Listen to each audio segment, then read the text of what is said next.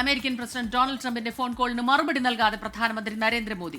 ഇരു രാജ്യങ്ങളുമായി വ്യാപാര തർക്കം വർദ്ധിച്ചു വരുന്നതിനിടെ നരേന്ദ്രമോദി കോളുകൾ നിരസിച്ചതായി ജർമ്മൻ പത്രം റിപ്പോർട്ട് ചെയ്തു. കൂടുതൽ വിവരങ്ങളുമായി ഇപ്പോൾ അമേരിക്കയിലെ ന്യൂജേഴ്സിയിൽ നിന്ന് മധു കൊട്ടാരക്കരയും ഡൽഹിയിൽ നിന്ന് വിനീത വിജിയുമാണ് ചേരുന്നത്. ആദ്യം മധു കൊട്ടാരക്കരയിലേക്കാണ്.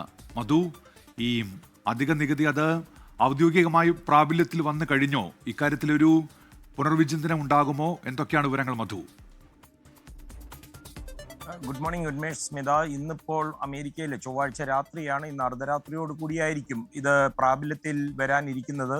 ഇന്ത്യക്ക് മേലുള്ള അധിക തീരുവകൾ വൈകിപ്പിക്കുവാൻ US പ്രസിഡന്റ് ഡൊണാൾഡ് ട്രംപിന് യാതൊരു പദ്ധതിയും ഇല്ലെന്നാണ് വൈറ്റ് ഹൗസുമായി ബന്ധപ്പെട്ടുള്ള കേന്ദ്രങ്ങളിൽ നിന്ന് ലഭിക്കുന്ന വിവരങ്ങൾ.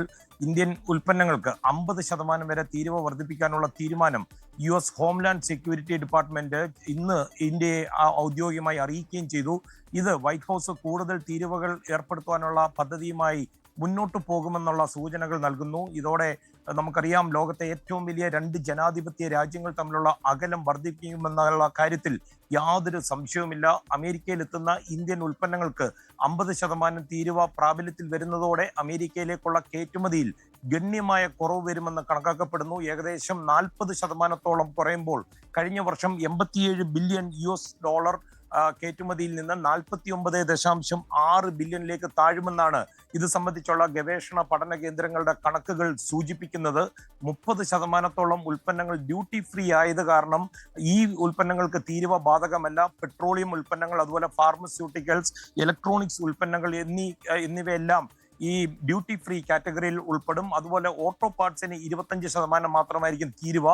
സമുദ്ര ഉൽപ്പന്നങ്ങൾ, തുണിത്തരങ്ങൾ, ആഭരണങ്ങൾ, രത്നങ്ങൾ, കാർപ്പറ്റ്, ഫർണിച്ചർ തുടങ്ങിയ മേഖലയെ ഈ പുതിയ തീരുവ 50% തീരുവ സാരമായി ബാധിക്കും. ഈ മേഖലയിൽ കുറഞ്ഞ താരിഫിൽ അമേരിക്കയിൽ ഉൽപ്പന്നങ്ങൾ എത്തിക്കുന്ന ബംഗ്ലാദേശ്, കംബോഡിയ, പാകിസ്ഥാൻ, ചൈന തുടങ്ങിയ രാജ്യങ്ങൾ ഈ അവസരം പരമാവധി മുതലെടുക്കാനുള്ള ശ്രമങ്ങൾ ഇതിനോടകം ആരംഭിച്ചു കഴിഞ്ഞു. ആദ്യം 25% തീരുവ ഏർപ്പെടുത്തിയ ഡൊണാൾഡ് ട്രംപ് തുടർന്ന് 25% പെനാൽറ്റി രൂപത്തിലാണ് ഇന്ത്യൻ ഉൽപ്പന്നങ്ങൾക്ക് ഏർപ്പെടുത്തിയത്. റഷ്യൻ എണ്ണ ഇന്ത്യ വലിയ തോതിൽ വാങ്ങുന്നുവെന്ന് ആരോപിച്ചായിരുന്നു ഇത്. ഇന്ത്യയുടെ സമുദ്രോൽപ്പന്നങ്ങളിൽ 48% അമേരിക്കയിലേക്കാണ് എത്തുന്നത്. അതുപോലെ ഭവനങ്ങളിലേക്കുള്ള തുണിത്തരങ്ങൾ ഇന്ത്യയിൽ നിന്ന് 60% US-ലേക്കും, അതുപോലെ കാർപ്പറ്റ് 50% ഇന്ത്യയിൽ നിന്ന് US-ലേക്കാണ് കയറ്റുമതി ചെയ്യുന്നത്. സ്മിത, ഉന്മേഷ്, കഴിഞ്ഞ ആഴ്ച ഇന്ത്യയിലെ അടുത്ത അംബാസഡറായി സെർജിയോ ഗോറിനെ നിയമിച്ചപ്പോൾ 2 രാജ്യങ്ങളും തമ്മിലുള്ള ബന്ധം മെച്ചപ്പെടുന്നതിന്റെ ഒരു സൂചനയാണെന്ന് ട്രംപുമായി ബന്ധമുള്ള ചിലർ പ്രതീക്ഷിച്ചിരുന്നെങ്കിലും ഇപ്പോൾ അത് മങ്ങുകയാണ്. സ്മിത, ഉന്മേഷ്. മധു കൊട്ടാരക്കരയാണ് ന്യൂജേഴ്സിയിൽ നിന്ന് വിവരങ്ങൾ നമുക്ക് നൽകിയത്.